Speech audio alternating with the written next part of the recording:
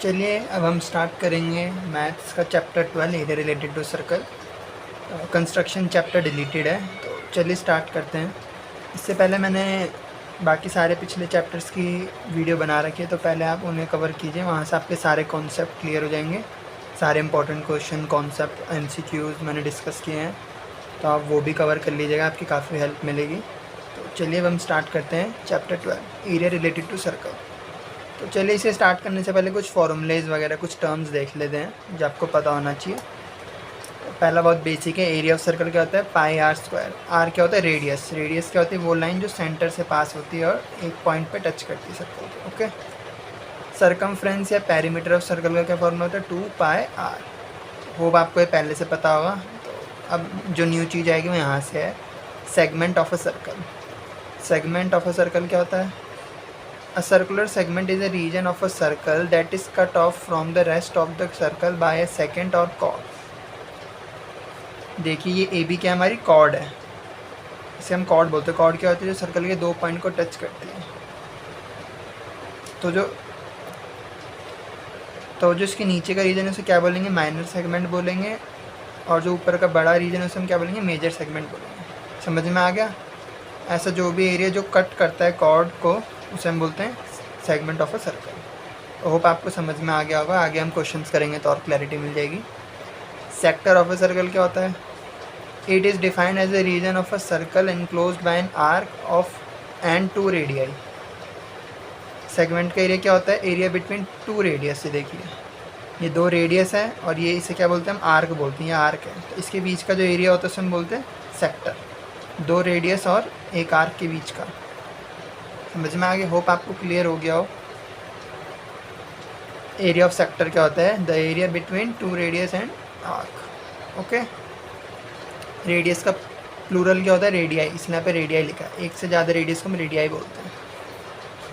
तो ये जो छोटा रीजन है इसे हम क्या बोलेंगे, माइनर सेक्टर। और जो बड़ा रीजन है पीछे का इसे हम क्या बोलेंगे, मेजर सेक्टर। अब एरिया ऑफ सेक्टर क्या होता है, फॉर्मूला लिख लीजिए, थीटा अपॉन में 360 degree into pi r square. Theta क्या होगा, जो एंगल बनेगा सेक्टर का, वो आपको क्वेश्चन में स्पेसिफाई होगा। तो होप आपको समझ में आ गया होगा सेक्टर क्या होता है, सेक्टर ऑफ अ सर्कल क्या होता है। तो चलिए नेक्स्ट टर्म पे चलते हैं। तो ये जो आर्क मैंने बताई थी आपको पिछले क्वेश्चन में, क्या होता है, आर्क होती है। इसके लेंथ कैसे फाइंड आउट करते हैं, इसका भी फॉर्मूला होता है। इसका फॉर्मूला होता है थीटा अपॉन में 360 डिग्री इंटू 2 पाई आर। तो होप आपको क्लियर हो गया होगा। और जो माइनर सेक्टर होता है उसका एरिया कैसे निकालेंगे, इस पूरे। तो एरिया ऑफ मेजर सेक्टर कैसे निकालेंगे, ये क्या होता है, पीछे वाला क्या होता है, बड़ा रीजन क्या होता है, मेजर सेक्टर होता है। तो अगर मैं इस पूरे सर्कल के एरिया में से अगर मैं सेक्टर का जो एरिया अगर ये माइनस कर दूँ तो मुझे क्या मिल जाएगा, एरिया ऑफ मेजर सेक्टर मिल जाएगा। होप आपको समझ में आ गया। और माइनर सेक्टर का तो एरिया यही होता है, थीटा अपॉन में 360 degree into pi r square, जो मैंने पीछे लिखवाया था। तो अगर हम सर्कल में से माइनस कर देंगे माइनर एरिया के रीजन, तो मेजर सेक्टर का एरिया पता चल जाएगा। तो होप आपको समझ में आ गया हो। अच्छा, अब देखिए सेगमेंट का एरिया कैसे निकलेगा, जब मैंने सेगमेंट बताया था पीछे। तो ये जो लाइन होती है मैंने बताया था, छोटा वाला रीजन मेजर होता है और बड़ा वाला रीजन, छोटा वाला माइनर होता है और बड़ा वाला मेजर सेगमेंट होता है। तो कैसे निकालेंगे, देखिए ये ज्वाइन करेंगे तो क्या बनेगा, एक सेक्टर बन रहा है। सेक्टर में से अगर मैं इस ट्राइंगल का एरिया माइनस कर दूंगा तो मुझे क्या मिल जाएगा, माइनर सेगमेंट का एरिया मिल जाएगा। तो होप आपको समझ में आ गया हो। क्या क्या मैंने ये लाइन ज्वाइन कर दी, तो सेक्टर बनेगा 2 रेडियाई और आर्क के बीच में। सेक्टर में से अगर मैं ट्राइंगल का एरिया माइनस कर दूंगा तो बचा हुआ क्या हो जाएगा, सेगमेंट का एरिया हो जाएगा। और अगर मुझे मेजर सेगमेंट का एरिया निकालना है तो पूरे सर्कल के एरिया में से हम जो माइनर सेगमेंट का एरिया आएगा उसे माइनस कर देंगे तो मुझे मेजर सेगमेंट का एरिया भी पता चल जाएगा। मैंने आपको बता दिया ओवरऑल व्यू। अभी हम क्वेश्चंस करेंगे तो आपको और क्लैरिटी मिल जाएगी। टेंशन लेने की कोई बात नहीं, बस आपको याद कर लेने हैं फॉर्मूले, ताकि आपको क्वेश्चंस में प्रॉब्लम ना हो। तो चलिए अब हम क्वेश्चंस डिस्कस करते हैं, MCQ पे चलते हैं। होप आपको समझ में आया, नहीं भी आया तो कोई बात नहीं, जैसे जैसे हम क्वेश्चंस करेंगे क्लैरिटी मिल जाएगी। बस मैंने बता दिया, आपको एक ओवरव्यू दे दिया कि कौन कौन से इस चैप्टर में फॉर्मूले हैं। तो चलिए स्टार्ट करते हैं MCQ। तो चलिए फ्रेंड्स स्टार्ट करते हैं MCQ। तो देखिए, area of the largest triangle that can be inscribed in a semi circle of radius R units is. अब क्या बोल रहे हैं, लार्जेस्ट ट्राइंगल जिसे हम इंस्क्राइब मतलब के अंदर, किसके अंदर, सेमी सर्कल के अंदर बना सकते हो उसका एरिया। पहले हम सेमी सर्कल बना लेंगे। सेमी सर्कल के अंदर लार्जेस्ट ट्राइंगल के एरिया पूछ रहा हूँ, तो ये बन गया मेरे सेमी सर्कल। ठीक है, तो लार्जेस्ट ट्राइंगल बताना है। तो लार्जेस्ट ट्राइंगल क्या हो सकता है, यही हो सकता है जो ट्राइंगल का बेस भी यही होना चाहिए, यही लार्जेस्ट ट्राइंगल होगा ना, कि सेमी सर्कल का डायमीटर और ट्राइंगल की वाली साइड सेम हो, यही तो लार्जेस्ट ट्राइंगल होगा। सेमी सर्कल का डायमीटर और एक ट्राइंगल की साइड दोनों बराबर हो, यही लार्जेस्ट ट्राइंगल हो। इससे बड़ा ट्राइंगल तो मैं नहीं बना सकता फिगर के अंदर, तो हमारा क्या होगा, लार्जेस्ट ट्राइंगल। तो इसका एरिया निकालना है, तो लिख देते let r be the radius, r be the radius. Centre क्या होगा, ओ, तो रेडियस ही होगा। सेंटर से एक पॉइंट को टच करते उसे रेडियस बोलते हैं। तो ये भी आर होगा और ये भी आर ही होगा, ये भी रेडियस ही होगा। तो क्या हो जाएगा, एरिया ऑफ ट्राइंगल क्या होता है, जल्दी बताओ। एरिया ऑफ ट्राइंगल कितना होता है, half into base into height होता है। वो आपको याद हो, बचपन में पढ़ा होगा आपने। तो हाफ बेस में क्या है, are plus are, 2r। Base क्या होता है, जिस पे परपेंडिकुलर गिरता है, तो 90 डिग्री तो ये बेस हो गया। बेस कितना हो गया, 2r, और हाइट कितनी होगी, r। कितना हो गया, 2 से 2 कट गया, r स्क्वायर। तो ऑप्शन नंबर ए हमारा करेक्ट आंसर हो।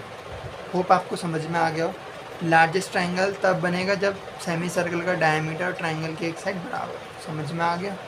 फिर हमने रेडियस r ले लिया, तो यहाँ से यहाँ तक का r डिस्टेंस और यहाँ से यहाँ तक का भी r, सेंटर से ये भी r है। फिर ये क्या हो गया, पूरा बेस हो गया 2r और हाइट हो गई r, फिर फॉर्मूला लगा दिया। तो होप आपको समझ में आ गया होगा, काफ़ी अच्छा क्वेश्चन था। तो चलिए क्वेश्चन नंबर 2 पे चलते हैं। तो चलिए फ्रेंड्स क्वेश्चन 2 देखते हैं। पेरीमीटर सर्कल और स्क्वायर का इक्वल है, तो हमें रेशियो ऑफ एरिया निकालना है। पेरीमीटर ऑफ सर्कल क्या होता है, जल्दी बताओ। पेरीमीटर ऑफ सर्कल होता है 2πr, वेयर r क्या होता है, रेडियस। पेरीमीटर ऑफ स्क्वायर क्या होता है, इसके लिए आपको फॉर्मूला याद होना चाहिए। अगर आपको बेसिक फॉर्मूला याद है तो हो जाएगा। पेरीमीटर स्क्वायर होता है 4 इंटू साइड। ठीक है, 4 इंटू साइड होता है। तो इसने क्या बोल रहा है क्वेश्चन में कि इक्वल है, तो इक्वल कर देते हैं दोनों को। 2πr is equal to 4 into side. ठीक है, तो यहाँ से हम निकाल लेंगे, किसी की भी वैल्यू निकाल लो एक की। तो हम साइड की वैल्यू निकाल लेते हैं, कोई फ़र्क नहीं पड़ता। तो 2πr divide by 4 is equal to side. तो ये कट गया, साइड की वैल्यू निकाल ली, कितनी आ गई, πr/2। ठीक है, अब रेशियो ऑफ एरिया देखते। तो रेशियो ऑफ एरिया कितना होता है, ratio of area, area of circle क्या होता है, πr स्क्वायर, और एरिया ऑफ स्क्वायर क्या होता है, साइड का स्क्वायर। वो आपको फॉर्मूला याद हो। तो अब πr स्क्वायर, साइड की वैल्यू मैंने यहाँ से निकाल ली थी, तो डाल देता हूँ πr/2 का होल स्क्वायर। तो कितना आ गया, πr स्क्वायर, इधर हो गया पाई का भी स्क्वायर और r का भी स्क्वायर। ये कितना जाएगा, 4 हो जाएगा। होप आपको समझ में आ गया। तो स्क्वायर से एक पाई चला गया और r स्क्वायर से r स्क्वायर पूरा चला गया, और ये 4 ऊपर भेज देंगे। तो कितना जाएगा, 4/में पाई। पाई की वैल्यू कितनी होती है, सबको पता होना चाहिए, 22/7 होती है। 7 को ऊपर भेज देंगे तो कितना आ जाएगा, 7 4 जा, तो कितना आ गया, 4/7 4 28, 28/में 22, तो 2 की टेबल से आता है तो 14/में 11। होप आपको समझ में आ गया हो। 14/11 इसका आंसर हो गया। ये लास्ट स्टेप था हमारा। तो आपको फिर से बताते हैं एक बार। क्वेश्चन में गिवन था कि ये दोनों इक्वल है, तो इक्वल रख दिए। फिर मैंने एक साइड की वैल्यू निकाल दी, क्योंकि मुझे यहाँ पे पुट करना है, क्योंकि दोनों को मुझे सेम टर्म्स में लाना है। साइड की वैल्यू निकाल दी, 4 नीचे चला जाएगा, ये कट गया 2। फिर यहाँ फॉर्मूले में डाल देंगे। तो पाई का स्क्वायर पाई स्क्वायर और r का स्क्वायर r² बाय 2 का स्क्वायर कितना जाएगा, 4। फिर एक स्क्वायर से एक पाई चला गया और आर स्क्वायर से पूरा आर स्क्वायर चला गया। ये 4 कहाँ चला जाएगा ऊपर, तो क्या बचेगा 4 अपॉन में 1 पाई। 4 पाई की वैल्यू कितनी 22/7। फिर 7 को ऊपर भेज देंगे तो कितना आ गया 28/22। किसकी टेबल में आते हैं 2 की टेबल में जाते हैं 14 बार और ये 11, 14 और 11 आंसर। बहुत ईजी था, जो कंडीशन थी वो रखनी थी। अगर आपको फॉर्मूले याद हैं तो आप कर जाओगे क्वेश्चन। होप आपको समझ में आ गया। चलिए क्वेश्चन 3 पे चलते हैं। चलिए फ्रेंड्स क्वेश्चन 3 स्टार्ट करते हैं। The area of circle that can inscribed in a square of side 6 centimetre is. Inscribed मतलब होता है अंदर, तो सर्कल किसके अंदर है, स्क्वायर के अंदर है। पहले स्क्वायर बनाएंगे, स्क्वायर बनाया और सर्कल इसके अंदर बनाएंगे। ड्राइंग बहुत अच्छी है, प्लीज़ जज ना करें। तो क्या बोल रखा है, साइड कितनी स्क्वायर की 6 सेंटीमीटर है। हमें निकालना है area of circle. Area of circle होता है पाई आर स्क्वायर। तो रेडियस पता लगाना है। ये 6 है तो ये भी 6 होगा, और ये क्या, ये भी 6 होगा। ये क्या है, डायमीटर है, सेंटर से पास हो रहा है, तो ये क्या हो गया, सर्कल का भी डायमीटर हो गया। अगर डायमीटर 6 है तो रेडियस कितना होगा, जल्दी बताओ। 3 होगा। रेडियस कितना आ गया 3। ऐसे भी देख सकते हैं, पूरा 6 है तो ये पूरा भी 6 होगा, तो ये आधा कितना होगा 3 सेंटीमीटर। रेडियस कितना आ गया 3। सिंपल लगाओ, एरिया ऑफ सर्कल कितना होता है पाई आर स्क्वायर, पाई इंटू 3 का स्क्वायर 9 पाई सेंटीमीटर स्क्वायर आंसर। होप आपको समझ में आ गया, बहुत ईजी क्वेश्चन था। तो चलिए क्वेश्चन नंबर 4 पे चलते हैं। चलिए फ्रेंड्स क्वेश्चन नंबर 4 देखते हैं। The area of square that can be inscribed in a circle.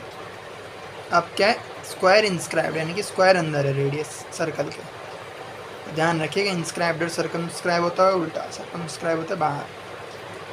ये लाइन हमेशा याद करें, इंस्क्राइब मतलब अंदर। तो स्क्वायर किसके अंदर है, सर्कल के अंदर है।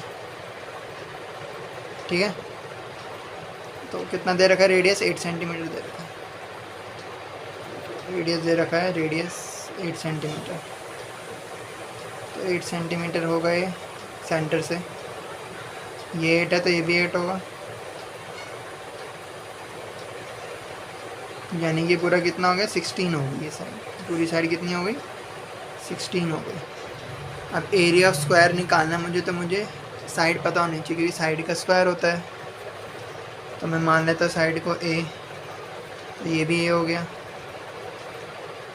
तो ये ट्राइंगल पाइथागोरस बन गया, नहीं बन गया। राइट एंगल ट्राइंगल नहीं, A C A B C, Pythagoras theorem लगा दो, ए निकल जाएगा। In triangle A B C square is equal to A B square plus B C square. 16 का square is equal to A square plus A square. 256 is equal to 2a square, A square बराबर 128। और area of square कितना होता है, side का square, side कितनी ए, तो ए square ही निकालना था मुझे, तो ए स्क्वायर आ गया। होप आपको समझ में आ गया होगा, 128 आंसर होगा। चलिए चलते हैं क्वेश्चन 5 पे। चलिए फ्रेंड्स स्टार्ट करते हैं। The diameter of a circle whose area is equal to the sum of the areas of 2 circles of radii 24 and 7 is.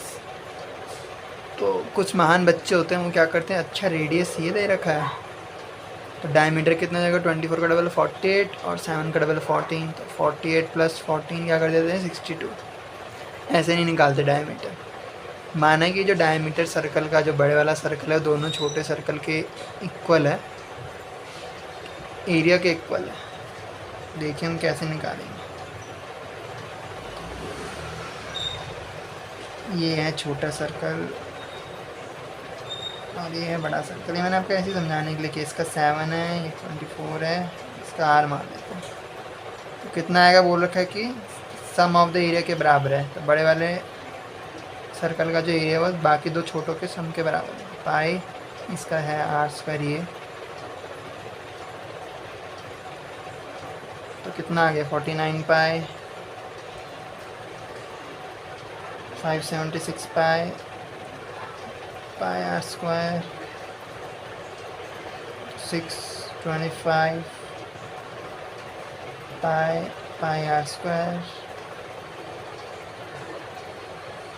तो आर स्क्वायर कितना आ गया 625 स्क्वायर हटाएंगे तो रूट चढ़ेगा, तो 625 किसका रूट है 25 का, तो कितना आ गया आर 25। तो होप आपको समझ में आ गया हो, क्योंकि एरिया दोनों छोटे जो सर्कल का है वो बड़े सर्कल के इक्वल है। तो जल्दबाजी में ये ना कर दें कि इनका सम निकाल के प्लस कर दे, ऐसे नहीं करना, ठीक है ना। तो ऐसे करना इन क्वेश्चंस को। तो हाँ, होप आपको सब समझ में आ गया हो। तो ये थे हमारे 5 क्वेश्चंस, मैंने सारे कॉन्सेप्ट बता दिए और MCQ करा दिए। इन्हीं में से कोई MCQ आएगा आपके पेपर में। तो गाइज आपको बोर्ड से कसम है, चैनल को सब्सक्राइब और शेयर कर दो ऐसी अच्छी वीडियो के लिए। इतने अच्छे क्वेश्चंस और किसी वीडियो में आपको मिलेंगे नहीं, क्योंकि मैंने NCERT एग्जाम्पलर से बहुत ही अच्छे जो पेपर में आते हैं वो लिए क्वेश्चंस। होप आपके सारे कॉन्सेप्ट्स क्लियर हो गए होंगे। तो नेक्स्ट वीडियो में हम लॉन्ग क्वेश्चंस करेंगे इसके। तो तब तक के लिए like share and subscribe the channel. Bye guys.